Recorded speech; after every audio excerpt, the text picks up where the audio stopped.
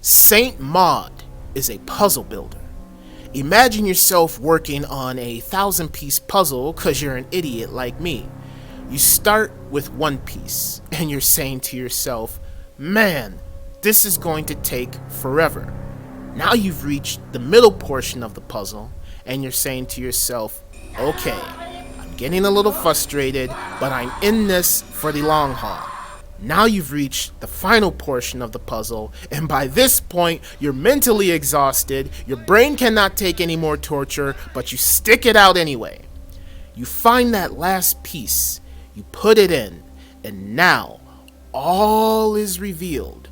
What did not make sense before suddenly reveals itself right before your very eyes.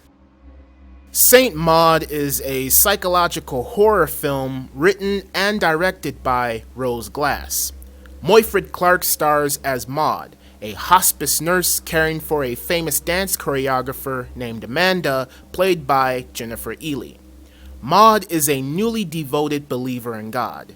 Amanda is dying from cancer and needs at-home assistance 24/7. When the movie begins, it starts slow. You can say it's one of those slow burn kinds of movies, but I can promise you that there is no wasted frame or shot anywhere in here. It's one of those cases where if you miss 1 second of what's happening, then you might feel confused by the end. Who's that guy? What did that guy say when I said, who's that guy? I can understand if you doze off here and there because I admit I think the movie is boring and it does take a while for things to happen. But I can assure you that all of the tedious stuff is not in vain. If you're able to pay attention to the obvious but subtle nature of the characters' behaviors, then I think you will enjoy this descent into madness as much as I did. I read in an interview with the director from Vulture.com in the process of finding the right person for the part. She said, and I quote, "If you don't like her or the character, the whole film falls on its face." That is a statement that I'm going to agree with because Moyfred Clark is fantastic as the movie's title character. Moyfred's performance as Maud keeps my eyes on the screen. There are stages of insanity that Moyfred has to communicate to the audience physically. I can only imagine how she prepared for the role and if she suffered any personal effects because of the type of character she is portraying.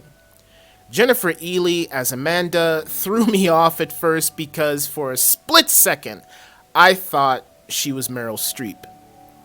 I thought Amanda as a character had the right to do whatever she damn well pleased. I didn't see any problems with her other than her habit of apologizing 1 minute and then being verbally cruel the next. Once these two characters meet and Maud expresses her love for God to Amanda, the film starts to pick up.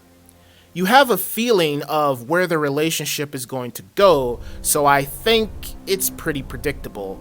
But watching the actors perform and express their characters' emotions is what makes the journey exciting and compelling. Overall, I love this movie. I thought the direction from Rose Glass was terrific in setting the tone for the different scenarios the characters had to go through throughout the film. The way the cinematographer captured the images in the movie made me think he was going for a bleak, brooding, and colorful atmospheric approach. The main character's journey here is a depressing one, and I think the film's cinematic approach plays a crucial hand in that. The musical score is also amazing and plays a factor in this movie's chilling vibe. From the very opening title, we hear these haunting sounds that set us on our course for more bone-chilling music along the way. But above all else are the performances from our two main leads, because without them, the story could have likely fallen apart. Both Moyfred Clark and Jennifer Ely play their characters to absolute perfection.